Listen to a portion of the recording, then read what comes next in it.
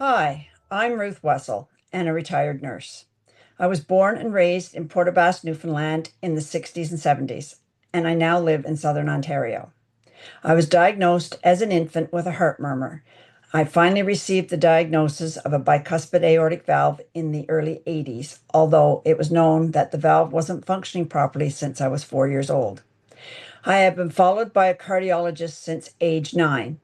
I had my first echocardiogram in the mid 80s and was finally told that it was a bicuspid aortic valve that with one functioning leaf of the three. I was also told I wouldn't need surgery until I was in my 70s. I stayed stable until I was in my late 40s. I continued to be followed by a cardiologist every year with echocardiograms. In 2010, I became more short of breath, and when I next saw my cardiologist in early 2011, he ran several tests, including a transesophageal echocardiogram, a stress test on a treadmill, and a nuclear medicine stress test, including a treadmill. The the transesophageal echocardiogram showed a unicuspid aortic valve, which only occurs in 0.02% of all valve patients. Very rare.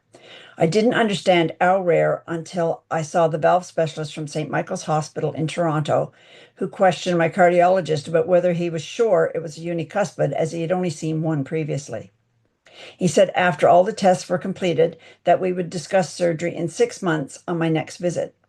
But within 3 months, I was so short of breath, I was unable to walk with my husband if we were walking uphill, and walking the dog became something I dreaded because of my shortness of breath.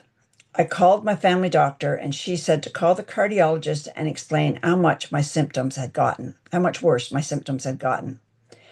I did and was scheduled to see him within 2 weeks. When I went for the visit in mid June 2011, he had a cardiac valve specialist from St. Michael's Hospital there, and he immediately ordered an angiogram and a specialized echocardiogram. The angiogram showed clear arteries, no pulmonary hypertension, but a deteriorating valve and an aneurysm on the ascending aorta. A CAT scan was ordered to determine the size, and I was placed on modified work. The aneurysm was 4.9 by 5.2 centimeters, and at a follow-up appointment, I was put off work until I could have open heart surgery to replace the valve, and it was scheduled for the 22nd of September 2011. I had just turned 50 in July. The surgery did not go as planned. I was in the OR for 8 hours instead of 4.5 hours. The reason the surgery took 8 hours was because they were ready to close me up when they discovered a leak on the new valve.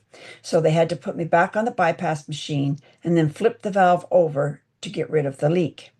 I was on a ventilator for 24 hours as I was so late getting out of the OR, they decided to leave me on it overnight. It also meant I was kept on anesthesia for 24 hours. That long on anesthesia can make your brain even foggier for a longer time. This was also why I took longer to recover post op. They removed the ventilator the next morning and the chest tubes on the day after. I developed leaking chest tube sites, requiring nursing at home for 3 weeks. I was so deconditioned that I was unable to even complete the exercise program they recommended until I could get into cardiac rehab. In January of 2012, I started the cardiac rehab program at our local hospital and was back to full-time work by April of 2012. The cardiac rehab program taught me how to not only exercise safely, but how to safely increase my exercise and how to use that information going forward. I have since used that information to help me recover from emergency bowel surgery in 2020 and post-op knee replacement surgery just over a year ago. It let me know my limitations and what to watch for when getting back into exercise after a period of not being able to. I took my cardiac history more seriously after that and was walking 8 kilometers per day with my husband until 2021. After a COVID-19 vaccine in October of 2021, I developed a racing heart, and it took several months to settle. I cut my walking back to 5 kilometers per day, 5 days per week, and noticed I still remained more short of breath than before. My cardiologist that I was now seeing referred me back to St. Michael's Hospital, and again I underwent a battery of tests, including a transesophageal echocardiogram and an angiogram. There is now a small leak on my new valve, a minor leak on the tricuspid valve, and my ejection fraction went from 52% to 45%, which was a significant decrease in a short period of time for me. I was advised not to have any more COVID vaccines, as I have also had COVID twice.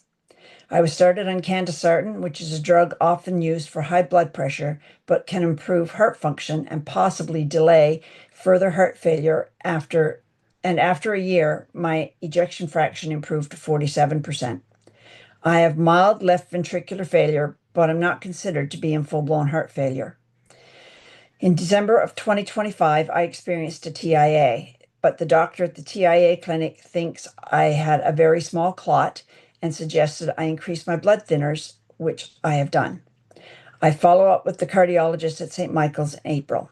I remain short of breath on exertion, but continue to walk 5 days per week using a treadmill in the winter. My husband and my sister were there for me post-op. Cardiac rehab got me back on my feet, and I am so grateful that it was available so close by. I am also fortunate to have a great medical team, my family doctor and 2 cardiologists, one local and one at St. Michael's in Toronto. They listen and are very caring. It was me who had difficulty accepting that I am a cardiac patient with a diagnosis that can limit me. My life has changed a lot. I had to accept that I cannot do everything that I was able to do before 2021, and that has been my biggest struggle. In light of my TIA, I am realizing I need to focus more on a heart-healthy diet, and I plan to keep up my walking program to maintain my heart health as best I can. I am not one to quit. My motto is one day at a time. I try to find the positive in everything I do and experience, and some days that can be difficult. I have a dog and 3 cats who give me joy, as well as a supportive husband and kids. My siblings who are in Newfoundland also call to check on me regularly and offer their support.